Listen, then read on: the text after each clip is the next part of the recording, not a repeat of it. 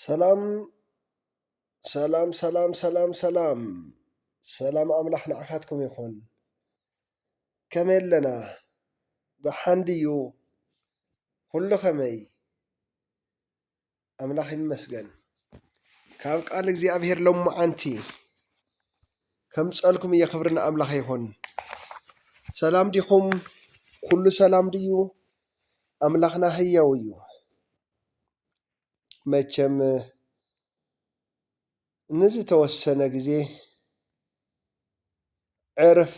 ምባል ኣለን ድዩ ንእሽተይ ግዜ እዕርፉ ዝብል ስለ ዘሎ ዓሪፈ ኣይተሪአኹን ቀኒ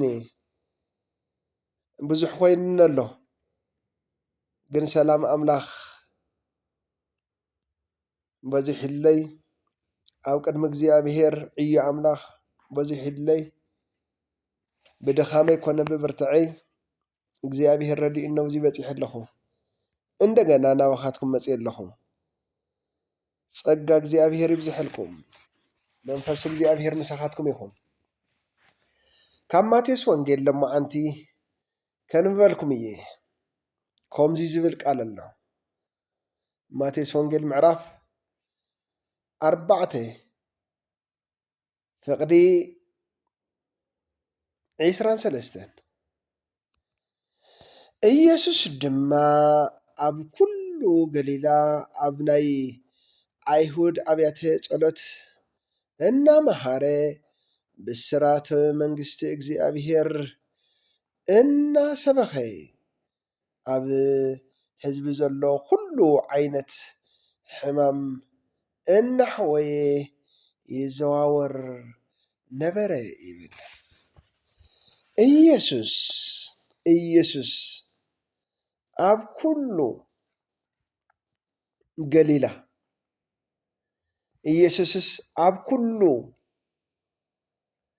ኢየሱስ ድማ ኣብ ኩሉ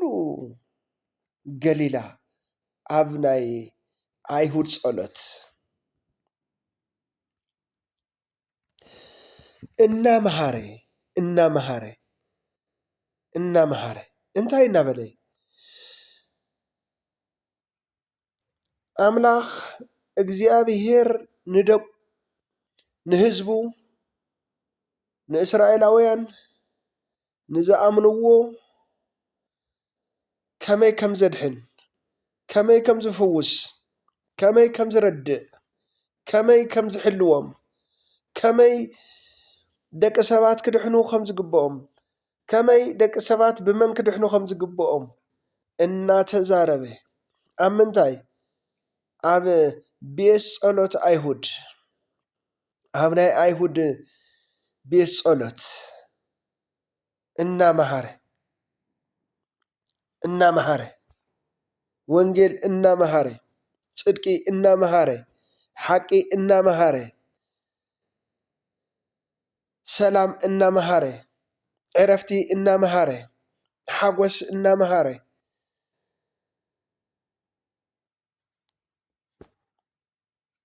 ኣብ ቤት ጸሎት ኣይሁዳውያን ኣብ ዘምልኹሉ ስፍራ ኣብ ዝጽልዩሉ ስፍራ እናመሃረ ንዓይ ንዓኻትኩምን ከዓ ሕዚ ፈውሲ ከም ዝኾነ ኢየሱስ ንሱ ፈውሲ ከም ዝኾነ እናመሃረን ብስራት ወይ ከዓ ወንጌል መንግስቲ ኣምላኽ መንግስቲ እግዚኣብሔር እናሰበኸ ይብል ዝሓወይ ዝሓፍተይ ስብከትካ እንታይ ይኾን ኣንታ ኣባ ስብከትካ እንታይ እዩ ኣንታ መጋቢ ስብከትካ እንታይ እዩ በዚ ሎሚ ገንዘብ ዝሰብኩ ሓዳሮም ዝሰብኩ ፍቓዶም ዝሰብኩ ድሌቶም ዝሰብኩ ብዙሓት እዮም ኢየሱስ ግና ህያው እዩ እሞ ኣምላኽ እዩ እሞ ብስራት መንግስቲ ኣምላኽ እናመሃረ መንግሥተ ሰማያት ቀሪባላ እናበለ ማለት እዩ ብካልእ ዘራርብ ክብርና ኣምላኽ ይኹን ከም እግዚኣብሔር ዝበለ የለን ኣሕዋተይ ኣሓተይ ዝሓፍተይ ዝሓወይ ኣቱም ኣመንቲ ኣቱም ሰዓብቲ ጎይታ ኣቱም ናይ ክርስቶስ ምሩፃት ብጎይታ ብስራት ኣምላኽ ስበኹ ሓቂ ኣምላኽ ስበኹ ጽድቂ ኣምላኽ ስበኹ ህይወት ክኾነልኩም እዩ ኣብቲ ዘመን ዝነበረ ኣብቲ ዘመን ብዘይካ ቤት ጸሎት ኣብ ማእኸል ዕዳጋታት ግን ኣብ ደስ ዝበሎ ኢየሱስ ሰቢኹ እዩ ኣብ ዮርዳኖስ ጠጠው ብምባሉ ስብከት እዩ ኢየሱስ ባዕሉ ህይወት እዩ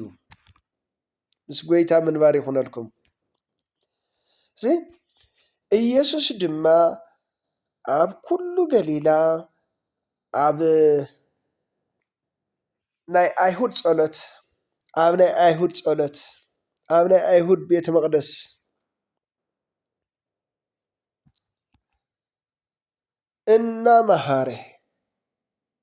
እናመሃረ ብስራት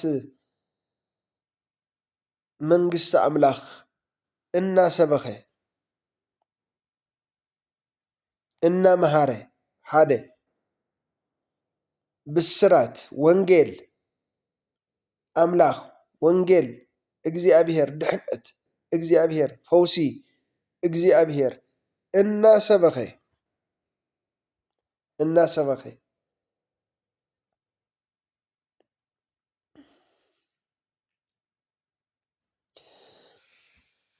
ኣብ ህዝቢ ዘሎ ኩሉ ዓይነት ሕማም ኩሉ ዓይነት ሽግር ኩሉ ዓይነት ሕልሚ እናፈትሐ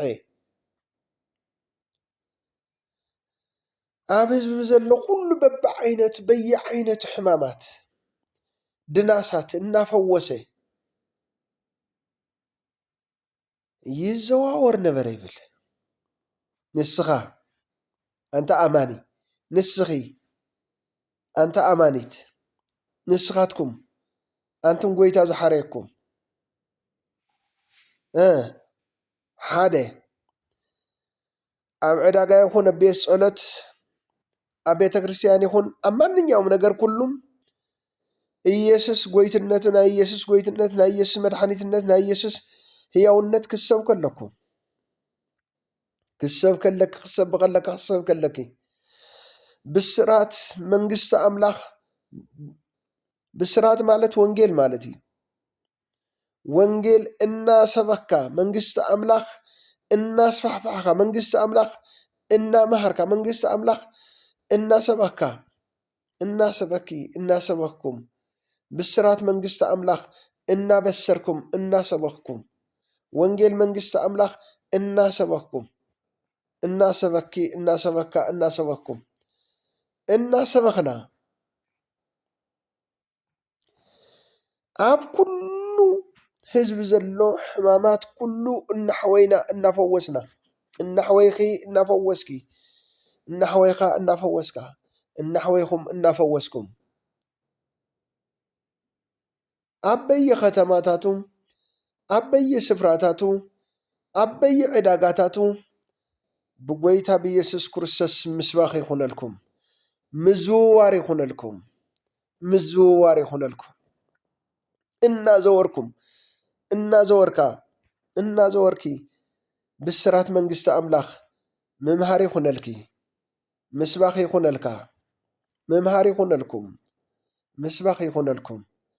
ኣምላኽና ጥዑም እዩ ስለቲ ቅዱስ ቃሉ እግዚኣብሔር ስሙ ይባረኽ ንበረኸት ኩኑ ኣምላኽ ምሳኻትኩም ይኹን ኣንቱም ዘይኣመንኩም ንጎይታ ክትኣምኑ ትደልዩ እዚ ብስራት እዙይ እዚ መንግስቲ ኣምላኽ እዙይ እዚ ሓቂ እዙይ እዚ ኢየሱስ ዘምሃሮ ትምህርቲ ናይ ባዕሉ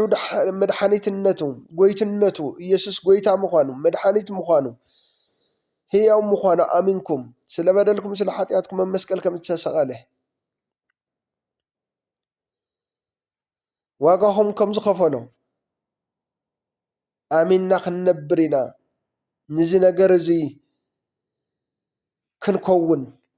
كنمهر كنمهر كنمهر كنفلت كنفلت كنسمع كنسمع تقول انت اللي هم دما مدحان يخون لكم فوسي يخون لكم